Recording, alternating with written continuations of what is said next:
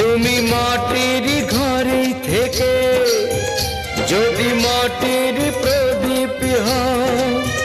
বা ময়ূর মহল জুড়ে যদি ঝাড়বাতি হয়ে রাও,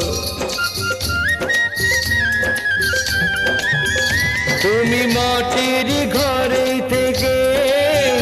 যদি মাটির প্রদীপ হও